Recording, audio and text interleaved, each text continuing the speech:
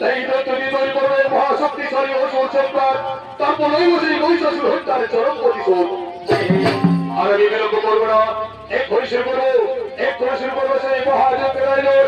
সেই যজ্ঞে এই দন্ত আহুতি দিয়ে আমি শুরু করবো এক মহাশক্তিশালী অসুর সম্রাট।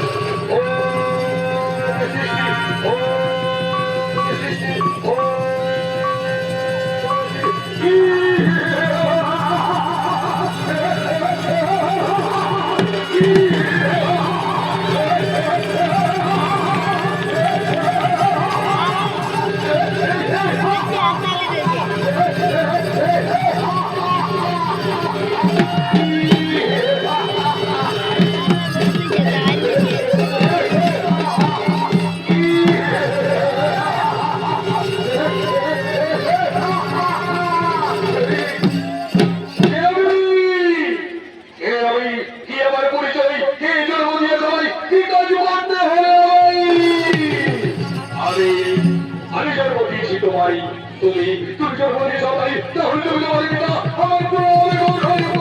পিতা আমার দীর্ঘজীবী হও বংশ, দীর্ঘজীবী হও। বলুন বলুন পিতা, কেন আমার পরিচয় ছিল কি কাজ করতে হয়, কি হবে আমার পরিচয়?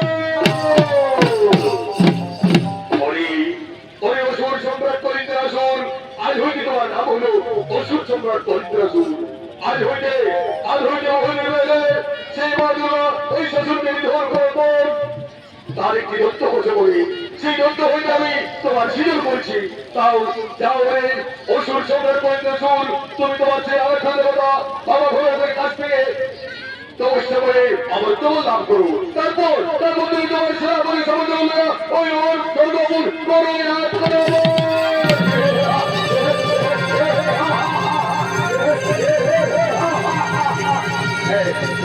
আমি অবশ্যই সেই আমার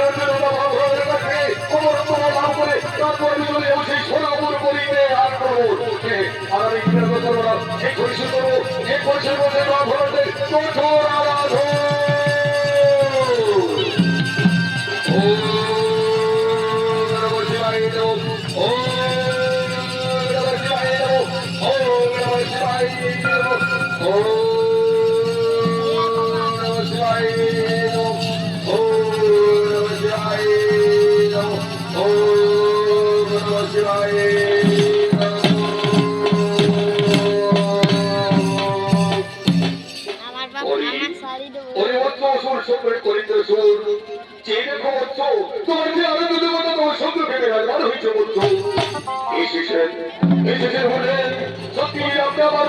সন্তুষ্ট আমার সম্মুখে এসে থাকেন, তাহলে